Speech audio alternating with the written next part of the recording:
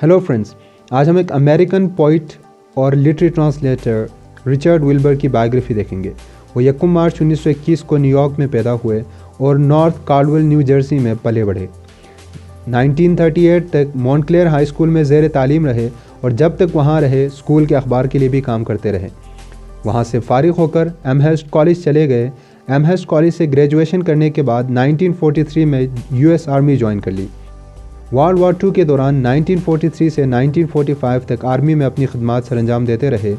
Wilbur के एमहेस्ट college के कई क्लास फेलोज जंग में मारे गए। विल्बर एक क्रिप्टोग्राफर यानी दुश्मन के कोड्स क्रैक करने का माहिर बनना चाहते थे। उन्होंने जंग के दौरान ही शादी भी कर ली और हनीमून के दौरान मोर्स कोड प्रैक्टिस करते रहे। उन्होंने यूएस आर्मी के खुफिया मिलिट्री कैम्प में मुख्तसर अरसे के लिए रेडियो कोड्स को ट्रांसलेट और ट्रांसक्राइब करने की तालीम भी हासिल की। ताहम ट्रेनिंग के दौरान उन्हें अचानक वहां से ट्रांसफ़र करके अगली महाज पर लड़ने के लिए भेजा गया। इन पर गद्दारी के इल्ज़ाम भी लगाए गए। अपनी नई यूनिट में आने के बाद उन्होंने चंद घमसान की लड़ाइयों में हिस्सा लिया। इसके बाद बहुत ज़्यादा साथी फ़ौजियों की अमवात की वजह से उन्होंने आर्मी छोड़ दी। उनका लिटरेरी करियर 8 साल की उम्र से ही शुरू होता है। जब वो सिर्फ 8 साल के थे तो उन्होंने जॉन मार्टिन के मैगज़ीन में अपनी पहली नज़म शाये की। सितंबर 1947 में 26 साल की उम्र में विल्बर की पहली किताब the beautiful changes and other poems शाया हुई, जिसे काफ़ी पजीराई मिली और क्रिटिक्स ने विल्बर को gifted member of the war generation of writers भी कहा। इसी साल यानी 1947 में उन्होंने हार्वर्ड यूनिवर्सिटी भी ज्वाइन कर ली और 1954 तक वहाँ इंग्लिश पढ़ाते रहे। जब तक इनकी दूसरी किताब शाया हुई तब तक वो बहुत जाने माने शायर बन चुके थे। इनकी दूसरी किताब सेरेमनी एंड अदर पोएम्स 1956 में शाया हुई।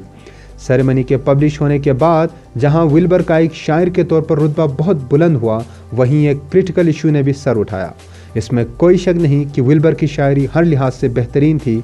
ऐसा लगता था कि विल्बर कोई नाक़िस नज़म लिख ही नहीं सकता।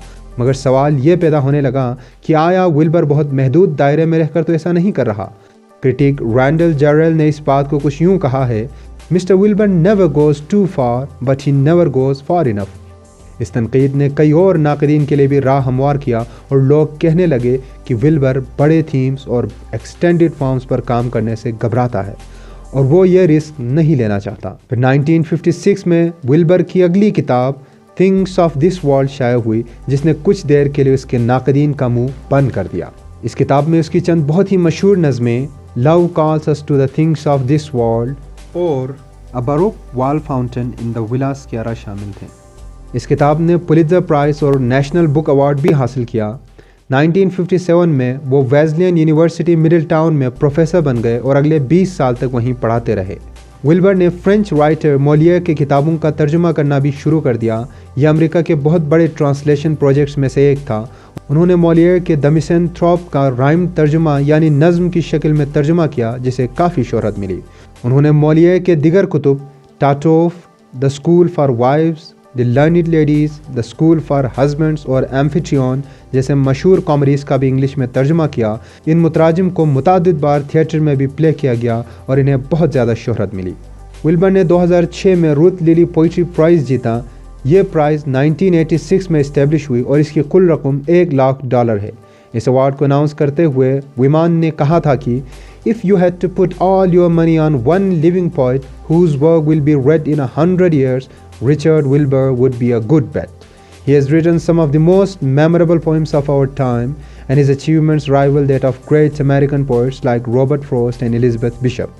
उनको बहुत सारे अवार्ड्स से भी नवाजा गया। इनमें से चंद एक ये हैं: Wallace Stevens Award, the Aiken Taylor Award for Modern American Poetry, the Frost Award, the Gold Medal for Poetry from American Academy of Ford Foundation, the T.S. Eliot Award।